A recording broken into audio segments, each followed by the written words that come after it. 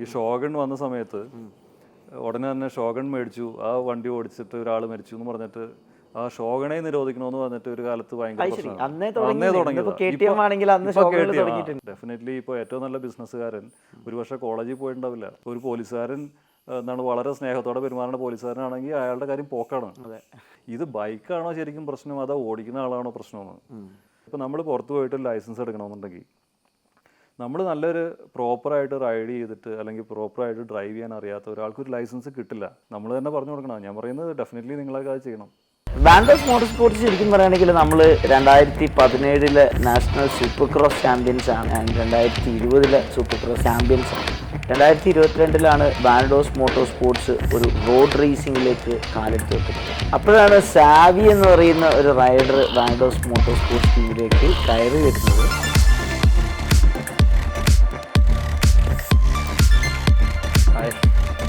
എൻ്റെ പേര് സാവിയൻ. ഞാൻ പഠിച്ചത് 9th ഗ്രേഡിലാണ്. ഇപ്പം എനിക്ക് 14 വയസ്സുണ്ട്.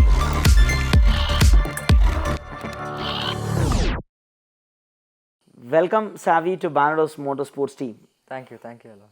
കേരളത്തിലെ സംബന്ധിച്ചിടത്തോളം വളരെ ഡിഫിക്കൽട്ടാണ് റേസിംഗ് കാരിയർ മുന്നോട്ട് കൊണ്ടുപോകാന്ന് പറയുന്നത്. നിങ്ങൾ ഫൈനാൻഷ്യലി വെൽ ആണെങ്കിൽ കൂടെ നമുക്ക് സമൂഹത്തിൽ നിന്ന് കിട്ടുന്ന ഒരു സപ്പോർട്ട് എന്ന് പറയുന്നത് വളരെ കുറച്ചായിരുന്നു. മാറി വരുന്നുണ്ട്. സാവിനെ പോലത്തെ ഒരു റൈഡർ എങ്ങനെ ഇൻസ്പയർഡായി, എങ്ങനെ ഈ ഒരു റേസിംഗ് കാരിയറിലേക്ക് വന്നതെന്നുള്ളതാണ്. ഞാൻ ഈ റേസിംഗ് കരിയറിലോട്ട് വന്നത് ആദ്യമായിട്ട് എൻ്റെ പപ്പയും പപ്പയുടെ റൈഡിങ് ഗ്രൂപ്പ് ബിഗ് റോക്കിൽ പോയിട്ടുണ്ടായിരുന്നു. അപ്പോൾ അവിടെ അവർ CBR 150 എന്തോ എടുത്ത് അവർ മോട്ടോക്രോസ് ട്രെയിനിങ്ങിനൊക്കെ പോയി. അപ്പോൾ സൈഡിൽ ഞാനൊരു KTM 50cc ബൈക്ക് കണ്ടപ്പോൾ എനിക്ക് ഭയങ്കരമായിട്ട് ഓടിക്കണമെന്ന് താല്പര്യം ഉണ്ടായിരുന്നു. ഒരു 9-10 years ആയിരുന്നപ്പോഴാണ് എനിക്ക് അവിടെ ചെന്നത്. And I was super excited to see the bike there. But there was something wrong with the bike, so they couldn't start it and give it. They tried it once more and the bike started and I felt really happy. Then they gave me a round. I went for a small round and came back. After that, my dad's friend Nikhil uncle introduced me to cycling. From there I met Dev and Tribal Sanjay. Then they introduced me to motocross. I did motocross for 2 years. After that, Dev had given me a suggestion to go for track racing, try for TVS selections, and I went for TVS selection and I was one of the fastest riders in Arwani. Wow, very nice. And that motivated me and now I'm here. Nice. സാവിൻ്റെ ഒരു personal ഒരു dream എന്താണ്? ഇപ്പം എൻ്റെ dream എനിക്ക് MotoGP എത്തണം. അതിനുള്ള hard വർക്കിൽ ഞാൻ ആദ്യം ഏഷ്യ ടാലൻറ്റ് കപ്പിന് പോകുന്നുണ്ട്. അത് കഴിഞ്ഞിട്ട് Moto3, Moto2, MotoGP. ഈ ഒരു 14 വയസ്സ് എന്ന് പറയുന്നത് ഇപ്പോഴത്തെ ഒരു വയസ്സാണ്. 14-15 കടക്കുന്നു. 14 വയസ്സിൻ്റെ മുന്നേ, അതായത് ഈ ഒരു ക്രേസൊക്കെ തുടങ്ങിയത് എത്രാമത്തെ വയസ്സിലാണ് പറഞ്ഞത്? 10 to 12 ആ സമയത്തായിരുന്നു. ആ ഒരു സമയത്താണ് തുടങ്ങിയത്. മോട്ടോക്രോസ് തുടങ്ങിയത് 12 years ആയിപ്പോയിരുന്നു. ഫാൻസ് ഒക്കെ ഉണ്ടോ സ്കൂളിലൊക്കെ? എല്ലാവർക്കും എന്നെ ഭയങ്കര സപ്പോർട്ടാണ്. അവർ പറയും നിനക്കെല്ലാം അച്ചീവ് ചെയ്യാൻ പറ്റും. പ്രിൻസിപ്പൽ ആണെങ്കിലും സപ്പോർട്ടാണ്, എല്ലാം സ്കൂൾ ടീച്ചേഴ്സും സപ്പോർട്ടാണ്. ഫുൾ ടീം സപ്പോർട്ടാണ്. അടിപൊളി. ഹീറോ ആണ് കോളേജിൽ. അല്ല, കോളേജിൽ സ്കൂളിൽ. കോളേജിലെത്തുമ്പോൾ പിന്നെ പറയണ്ട. അപ്പോഴേക്കും ഇവിടെ MotoGP ഒക്കെ വന്ന് അതൊക്കെ ഇങ്ങോട്ട് തകർത്തിട്ടുണ്ടാവണം നമ്മൾ. ഈ ഒരു മോട്ടോർ സൈക്കിൾ റേസിംഗ് തുടങ്ങുന്നതിന് മുന്നേ സൈക്കിളിൽ ഭയങ്കര പ്രകടനം കാഴ്ചവെച്ചിട്ടുള്ള ഒരാളാണ് അല്ലേ? എന്താ പറ്റിയെന്ന് വെച്ചാൽ ഞാൻ ആദ്യമായിട്ട് നിഖിൽ അങ്കിൾ തന്നെ ഈ ട്രൈബലിൽ തന്നെ ഒരു റേസിന് കൊണ്ടുവന്നു. സൈക്കിൾ റേസിന്. എന്നിട്ട് ഞാനത് ചവിട്ടി. ഭയങ്കര പാടായിരുന്നു ആദ്യം ചവിട്ടിപ്പോൾ. എനിക്ക് ശ്വാസം കിട്ടാതെ ലാസ്റ്റ്. പക്ഷെ ചവിട്ടി എത്തിയപ്പോഴത്തേക്കും അവർ പറഞ്ഞു വിന്നർ സാവിയൻ ആണെന്ന്. ഞാൻ ഞെട്ടിപ്പോയി. അവർ വേറെ റൈഡർ ഒന്നും ഉണ്ടായിരുന്നില്ല Under 14. അപ്പോൾ എനിക്കത് അറിയില്ലായിരുന്നു. അപ്പോൾ ഞാൻ പോഡിയമിൽ കയറി നിന്ന് ഫസ്റ്റ് ഒക്കെ മേടിച്ചപ്പോഴത്തേക്കും എനിക്ക് അത് ഭയങ്കര മോട്ടിവേഷനായി. അത് കഴിഞ്ഞിട്ട് ഞാൻ ട്രെയിനിങ് തുടങ്ങി. പിന്നെയാണ് അങ്ങനെ നമ്മൾ നാഷണൽസിന് പ്രിപ്പയർ ചെയ്തത്. അങ്ങനെ national level cycling first runner-up ആയി. അതൊരു ഭയങ്കര അച്ചീവ്മെൻ്റ് ആയി. എനിക്ക് ഗോൾഡ് മേടിക്കായിരുന്നു.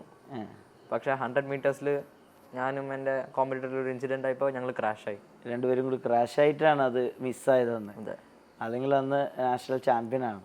കുഴപ്പമില്ല, ചാമ്പ്യൻ ആയ പോലെ തന്നെ ഉണ്ട് മനസ്സിൽ. ഒരു ചെറിയ പ്ലേസ്മെൻറ്റിന് വ്യത്യാസമുള്ളൂ, അത് പ്രശ്നമില്ല. പക്ഷെ അപ്പം തന്നെ നമ്മൾ പിന്നെ അടുത്ത മെഷീനിലേക്ക് മെഷീൻ കളികളായി. ഫുൾ കോൺഫിഡൻ്റ് ആയി. നമുക്ക് സൈക്കിളിൻ്റെ ഏകദേശം എത്തിയിട്ടുണ്ട് നമ്മൾ. ഇനി അടുത്തത് മെഷീനിലേക്ക് ഇറങ്ങാൻ അതിൽ ആണ് ഇപ്പോൾ ഉള്ളത്. അപ്പോൾ മോട്ടോക്രോസ് ശരിക്കും ഈ ട്രൈബൽ അഡ്വഞ്ചർ കഫേയിൽ വന്ന് ട്രെയിനിങ് എടുത്തതൊക്കെ നമുക്ക് ശരിക്കും വളരെ ഹെൽപ്ഫുള്ളാണ് അല്ലേ? സർക്യൂട്ടിലേക്കും കൂടെ ഓടിക്കുന്ന സമയത്ത് കുറച്ചും കൂടെ ധൈര്യത്തിൽ താഴത്തേക്ക് ലീൻ ചെയ്യാനും അതുപോലെ അറ്റംപ്റ്റ് ചെയ്യാനൊക്കെ ധൈര്യം കൂടുതലുണ്ടാവും എന്നുള്ളതാണ് അല്ലേ? ശരിയാണോ? നമുക്ക് കൂടുതൽ കൺട്രോൾ കിട്ടും. എന്ന് വെച്ചാൽ ട്രാക്കിലൊക്കെ ചിലപ്പോൾ നമ്മുടെ റെയർ വീലൊക്കെ സ്ലിപ്പ് ആവും. മോട്ടോക്രോസ് ഓടിക്കാത്ത ആൾക്കാർക്ക് അത് പെട്ടെന്ന് പേടിയായിട്ട് അവർ വീഴായിരിക്കും. പക്ഷെ നമുക്ക് ആ ബാക്ക് തെന്നുമ്പോൾ നമുക്കറിയാം ഇതൊന്നും പറ്റില്ല, ബൈക്ക് നമ്മുടെ കൂടെ ഉണ്ടാവുമെന്ന്. എനിക്ക് തോന്നുന്നു ഇവിടെ അങ്ങനെ മോട്ടോക്രോസിലും ഇന്ത്യയിൽ മോട്ടോക്രോസിലും അതുപോലെ തന്നെ സർക്യൂട്ടിലും ഓടിക്കുന്ന ആളുകൾ ഈ ഒരു യങ് റൈഡേഴ്സിൽ കുറവാണ് അല്ലേ? ഭയങ്കര കുറവാണ് മോട്ടോക്രോസിലും ട്രാക്കിലും. രണ്ടും കൂടെ ട്രാക്കിലാണ് കുട്ടികൾ ഇപ്പോൾ കൂടി കൂടി വരുന്നത്. ട്രാക്കിൽ കൂടി വരുന്നുണ്ട്, കറക്റ്റാണ്. ഒരുപാട് റൈഡേഴ്സ് ആയി വരുന്നുണ്ട്. അതെ. പിന്നെ മോട്ടോ ജി പി ഇന്ത്യയിൽ വരുന്നതുകൊണ്ട് ഒരു സർപ്രൈസിങ് ന്യൂസ് ആയി പോയില്ലേ നമുക്ക്? അതെ, ഇന്ത്യയിൽ മോട്ടോ ജി പി വരുന്നതെന്ന് പറയുന്നത്. അതിലെന്താണ് ഹോപ്പ്? അത് കേട്ടപ്പോൾ എനിക്ക് ഭയങ്കര എക്സൈറ്റ്മെന്റ് ആയിരുന്നു. എൻ്റെ ഫേവറേറ്റ് റൈഡർ പെക്കോ ആണ്. എനിക്കൊരു ദിവസം അയാളുടെ കൂടെ ഓടിക്കണമെന്നുണ്ട്. ഓടിക്കണം എന്നാണ് അല്ലേ? അപ്പം ശരിക്കും പറഞ്ഞാൽ സാവിൻ്റെ പാരൻസിൻ്റെ സപ്പോർട്ട് ഭയങ്കരമായിട്ട് ലൈഫിലുണ്ട്. You are very lucky. Yes, really very lucky എന്ന് പറഞ്ഞു കഴിഞ്ഞാൽ ഭയങ്കരമായിട്ടുള്ള ലക്കാണ്. കാരണം ഇന്നിപ്പോൾ ഞാൻ നേരത്തെ പറഞ്ഞ പോലെ തന്നെ ഒരുപാട് ആളുകൾ പാരൻസ് കിഡ് റൈഡേഴ്സിനെ കിഡ്സിനെ ഇങ്ങനെ മോൾഡ് ചെയ്ത് കൊണ്ടുവരുന്നൊക്കെ ഇപ്പോൾ നമ്മൾ കാണുന്നുണ്ട്. പല പ്രശ്നങ്ങളിലൂടെ കടന്നു പോകുമ്പോഴും ഇതൊക്കെ അവർ ചെയ്യുന്നുണ്ട്. സാവിക്ക് ശരിക്കും പറഞ്ഞാൽ സാവിനെ മനസ്സിലാക്കി സാവിൻ്റെ ഇഷ്ടം എന്താണോ എന്ന് മനസ്സിലാക്കിയിട്ട് അല്ലേ ഫുൾ സപ്പോർട്ട് ചെയ്യണ പാരൻസ് ഉണ്ട് സാവിൻ്റെ കൂടെ. എപ്പോഴും ഞാൻ സാവിൻ്റെ ഡാഡിനും കൂടെ കാണാറുണ്ട്. അതെ, അങ്ങനെ ഒരു സപ്പോർട്ട് ഈ ഒരു റേസിംഗ് കരിയറിൽ നല്ലൊരു മാറ്റം സാവിക്ക് കൊണ്ടുവരാൻ സാധിക്കും അല്ലേ? യെസ്. പപ്പയും അമ്മയും എന്നെ സപ്പോർട്ട് ചെയ്യാൻ തുടങ്ങിയത് അവർ ആദ്യം സൈക്ലിങ്ങിൽ ഉണ്ടായിരുന്നു എൻ്റെ കൂടെ.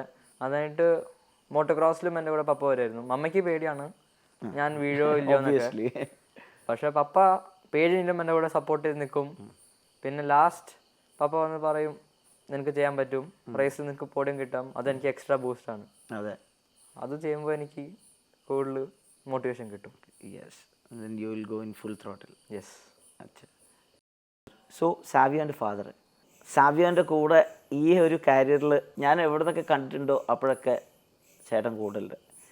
നമ്മളൊക്കെ ആഗ്രഹിക്കുന്ന, അതായത് മകനൊരു റേസർ ആവാനുള്ളൊരു ആഗ്രഹമുണ്ട്, അതിന് പരിപൂർണമായിട്ടുള്ളൊരു സപ്പോർട്ട് കൊടുക്കുന്ന ഒരു ഫാദർ നമുക്ക് വളരെ സന്തോഷം ഉണ്ടാക്കുന്ന നിമിഷങ്ങളാണ്. നിങ്ങൾ ഈ ഇത്രയും ജോലി തിരക്കുകളൊക്കെ മാറ്റി വെച്ചിട്ട് സാവിയോനെ എന്താണ് ഇത്രമാത്രം സപ്പോർട്ട് ചെയ്യാനുള്ള കാരണം? ഇതിപ്പോൾ ബേസിക്കലി സംഭവിക്കുന്നത് വെച്ച് കഴിഞ്ഞാൽ കുട്ടികൾക്ക് ടാലൻ്റ് ഉണ്ട്. ഇവൻ സൈക്ലിംഗ് നന്നായിട്ട് ചെയ്യുന്നു, അപ്പോൾ അതിനെ സപ്പോർട്ട് ചെയ്തു. അത് കഴിഞ്ഞിട്ട് മോട്ടോക്രോസ് ചെയ്തു, അതിനെ സപ്പോർട്ട് ചെയ്തു. അതിനുശേഷം ദൈവമാണ് എൻ്റെ അടുത്ത് പറയുന്നത് നമുക്കൊരു ഈ TVS കപ്പ് വരുന്നുണ്ട്, TVS റൂക്കി കപ്പ് വരുന്നുണ്ട്, ഒന്ന് സെലക്ഷന് വേണ്ടിയിട്ട് പോയാലോ. അപ്പോൾ അങ്ങനെയാണെങ്കിൽ അതിന് ട്രെയിനിങ്ങിന് പോകണം, ഞാനൊരാളെ ട്രെയിനറായിട്ട് തരാമെന്ന് പറഞ്ഞിട്ടാണ് ISBKയുടെ അഭിഷേകിനെ എന്നെ കോൺടാക്ട് ചെയ്തത്. എനിക്ക് സത്യം പറഞ്ഞു കഴിഞ്ഞാൽ എനിക്ക് പുതിയ ഒരാളായിട്ട് സംസാരിച്ച് അതൊക്കെ ചെയ്യാൻ ഭയങ്കര മടിയാണ്. ഞാൻ അങ്ങനെ ചെയ്യുന്ന ഒരാളല്ല. പക്ഷേ ഇവൻ അതുകൊണ്ട് ഗുണമുണ്ടാവുമെന്ന് തോന്നലുള്ളതുകൊണ്ട് ഞാൻ അതിന് വേണ്ടിയിട്ട് ഒരു ഇനീഷ്യേറ്റീവ് എടുത്തുനിന്ന് പോയി. പക്ഷേ അഭിഷേക് എന്ന് പറഞ്ഞു കഴിഞ്ഞാൽ ദൈവനെ പോലെ തന്നെ വളരെ അടുപ്പമുള്ള ഒരാളായിരുന്നു. പുള്ളി 2 ദിവസം കൊണ്ട് ഇവന് ആ ഒരു നാച്ചുറലി റൈഡ് ചെയ്യാനുള്ളൊരു ടാലൻ്റ് ഉണ്ട് എന്നാണ് ഞാൻ വിചാരിക്കുന്നത്. 2 ദിവസം കൊണ്ട് തന്നെ അവൻ നീ സ്ക്രേപ്പ് ചെയ്തു. അപ്പോൾ അഭിഷേകിന് ഭയങ്കര സന്തോഷം. ഞാൻ പഠിപ്പിച്ച ഒരു മൈൽ സ്റ്റോൺ ആണ് ശരിക്കും പറഞ്ഞാൽ ഈ സർക്യൂട്ടിൽ റോഡ് റേസിൽ. അത് കഴിഞ്ഞിട്ട് ഒരാഴ്ച കഴിഞ്ഞപ്പോഴായിരുന്നു TVS സെലക്ഷൻ, പെട്രോണസ് അവരുടെ റൂക്കി കപ്പ് സെലക്ഷൻ. അവനായിരുന്നു അന്നത്തെ അവിടുത്തെ ഫാസ്റ്റസ്റ്റ് റൈഡർ. അതൊക്കെ ഈ പറഞ്ഞ പോലെ പെട്ടെന്ന് അവരെ ആവുമെന്ന് പറയുമ്പോൾ നമ്മളും എക്സൈറ്റഡ് ആണ്. അപ്പോൾ അങ്ങനെ വരുമ്പോൾ പിന്നെയും സപ്പോർട്ട് ചെയ്യാനൊരു രസമാണ്.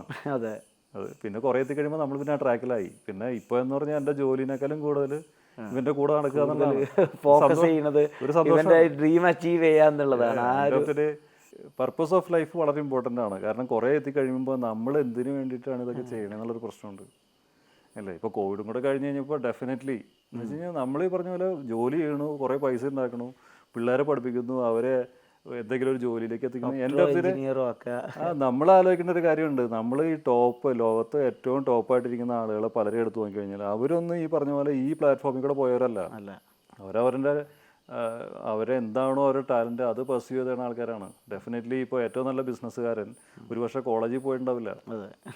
അപ്പോൾ പിന്നെ നമ്മൾ എന്തിനാ അതിനെക്കുറിച്ചൊക്കെ എത്ര ബോധർ ചെയ്ത് ആ പാഷൻ എന്താണെന്ന് കണ്ടുപിടിക്കുക. അത് പിന്നെ കുറേയൊക്കെ നമ്മൾ പറഞ്ഞില്ലേ, നമ്മളൊരു സ്ലോട്ടിൽ വന്ന് വീഴും, പിന്നെ അതിനെ കൂടെ പോകും. ആ സ്ലോട്ടിൽ വന്ന് വീഴുന്നത് വളരെ ഇമ്പോർട്ടൻ്റാണ്.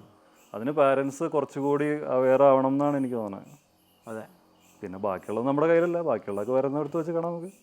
എങ്ങനെയാണ് ഈ ഒരു റേസിംഗ് മേഖലയിലേക്ക് എത്തിയത്? ഇവിടെ ബാംഗ്ലൂർ പോലൊരു സ്ഥലത്ത് ഞാൻ എത്തിപ്പെടുമ്പോൾ ശരിക്കും പറഞ്ഞാൽ ഇങ്ങനെയുള്ളൊരു കാര്യങ്ങളൊന്നും എൻ്റെ മനസ്സിലില്ല. അന്ന് കുട്ടികളാണെങ്കിലും ചെറുതാണ്.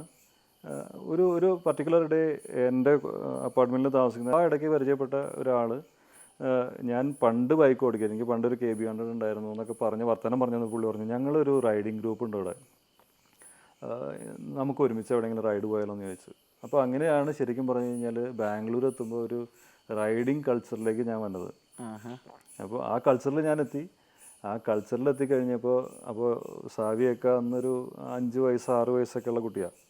പക്ഷേ അന്ന് ഈ ഗ്രൂപ്പ് ഓഫ് ആൾക്കാരിൽ അന്ന് ഇപ്പോൾ പറഞ്ഞാൽ ഹയാബൂസയുള്ള ആൾക്കാരുണ്ട്, അതുപോലെ തന്നെ അന്ന് ടൈഗറുള്ള അന്നത്തെ 800 ടൈഗർ ഉണ്ടായിരുന്ന ആൾക്കാരുണ്ട്, അതുപോലെ തന്നെ C800 അങ്ങനെയുള്ള വണ്ടികളൊക്കെ ഉള്ള ആ ഗ്രൂപ്പിൻ്റെ ഇടയിലേക്ക് ഇവനും കൂടി വന്നു. അപ്പോൾ ഈ പറഞ്ഞ പോലെ ബൈക്കുകളോടുള്ളൊരു ഇഷ്ടം ചിലപ്പോൾ ഒരു വർഷം നമുക്ക് പണ്ടുണ്ടായിരുന്നൊരു ഇഷ്ടം ചിലപ്പോൾ ഒരു കിട്ടാത്തതുകൊണ്ട് അറിയാതെ പോയ പലതും ഉണ്ടാവും. അപ്പോൾ പെട്ടെന്ന് ഇത് വന്നു, ഒരു രീതിയിലേക്ക് വന്നെത്തി എന്നുള്ളതാണ് ഫസ്റ്റ് ഓഫ് ഓൾ അതിൻ്റെ അകത്ത് ഏറ്റവും വലിയ കാര്യം. പിന്നെ ഇവിടെ വന്നു, അതുമായിട്ട് ബന്ധപ്പെട്ട് ട്രൈബലിൽ വരുന്നു, നമ്മൾ റൈഡ് ചെയ്യുന്നു.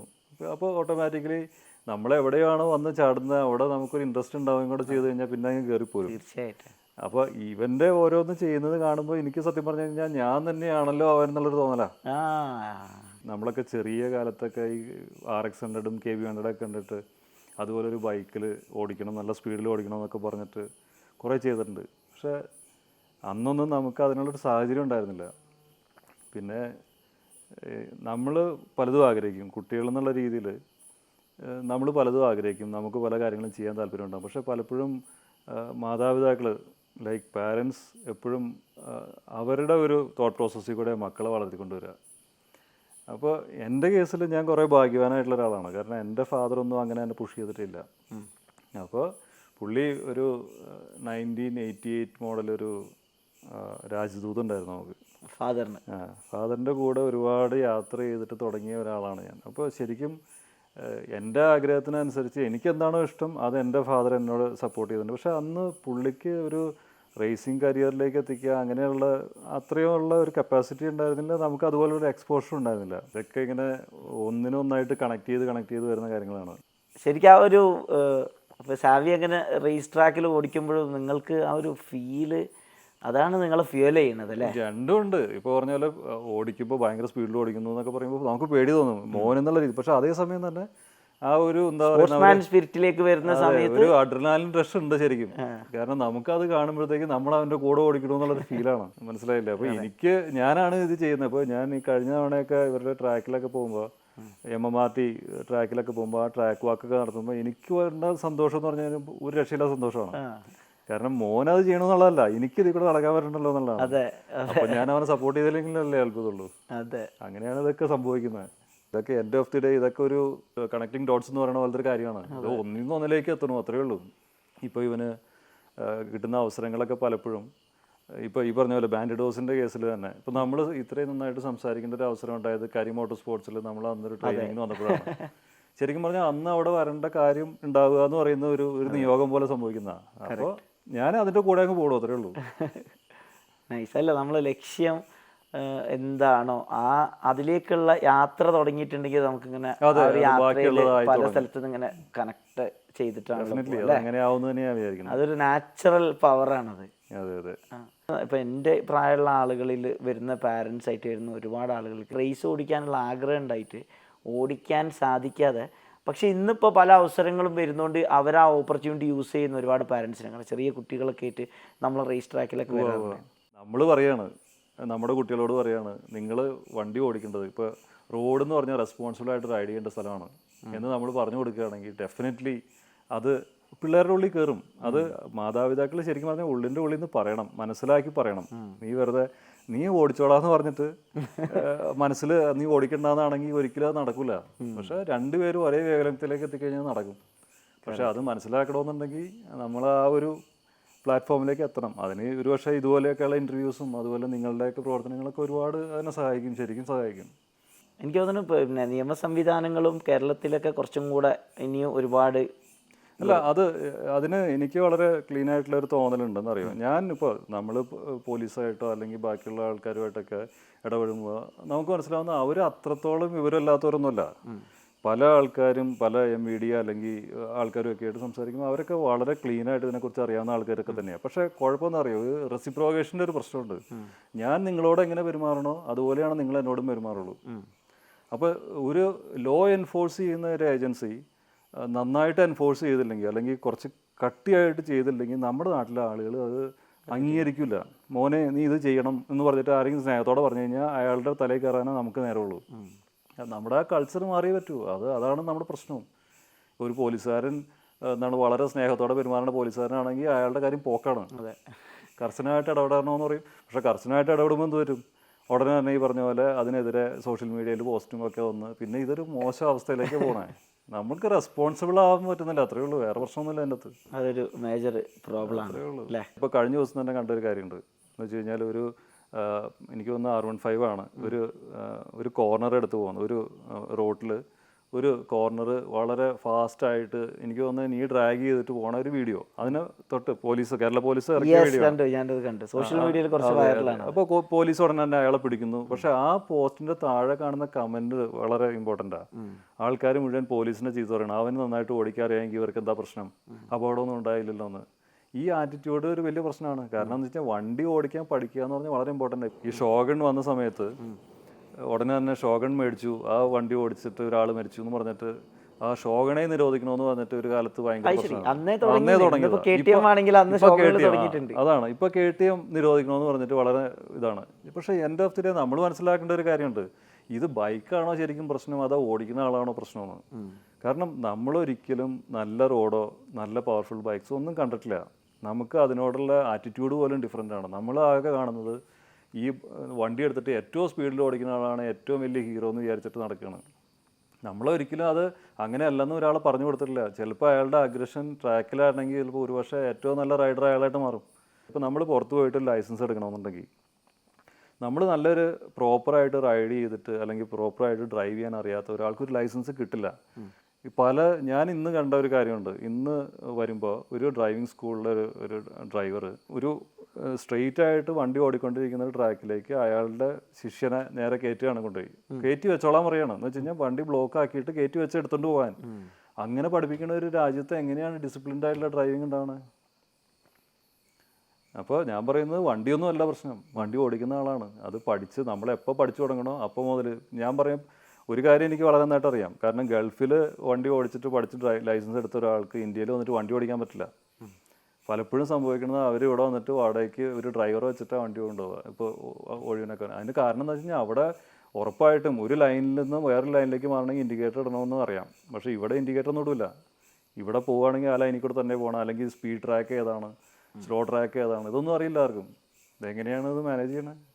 അത് ശരിക്കും പറഞ്ഞാൽ അത് അങ്ങനെ ഒരു അവയർനെസ് പരിപാടികൾ ഇവിടെ ഇല്ല. നിങ്ങൾ നേരത്തെ പറഞ്ഞ പോലെ പറഞ്ഞത് അങ്ങനത്തെ അവയർനെസ് പരിപാടികൾ അറ്റ്ലീസ്റ്റ് നമുക്ക് അറിയാവുന്ന ആൾക്കാരെങ്കിലും അതിനെക്കുറിച്ച് കുറച്ച് ഇനീഷ്യേറ്റീവ് എടുക്കണമെന്ന് എനിക്ക് നല്ല ആഗ്രഹമുണ്ട്.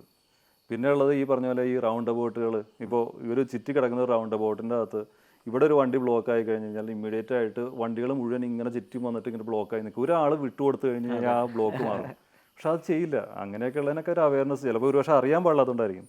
ഞാൻ ചെറുപ്പത്തിൽ വണ്ടി ഓടിച്ച് പഠിച്ചത് മറ്റേ അംബാസഡർ കാറിലാണ് ഞാൻ കാർ ഓടിക്കാൻ പഠിച്ചത്. അപ്പോൾ ആ സമയത്ത് എൻ്റെ ചാച്ചൻ എനിക്ക് പറഞ്ഞു തന്നത്, നമ്മൾ ഈ റോഡിന് നടുവിലുള്ള വരയില്ലേ അതിൻ്റെ മുകളിൽ കൂടെ വേണം പോകാൻ.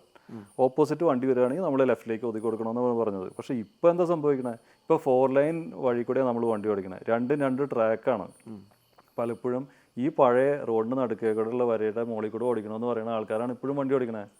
അപ്പോൾ എന്താ പ്രശ്നം? ഈ 2 ട്രാക്കും കവർ ചെയ്തിട്ടാണ് പോകുന്നത്. അപ്പോൾ പുറകിൽ പിന്നെ കുറേ ആൾക്കാർ 80 കിലോമീറ്ററാണ് ഇവിടുത്തെ സ്പീഡ് ലിമിറ്റ്, ഞാൻ 75 കിലോമീറ്ററേ പോകുള്ളൂ എന്ന് പറഞ്ഞിട്ട് സ്പീഡ് ട്രാക്കിൽ കൂടെ പോകുന്ന ആൾക്കാരുണ്ട്. അവർക്ക് അറിയില്ല അത് സ്പീഡ് ട്രാക്കാണെന്ന്.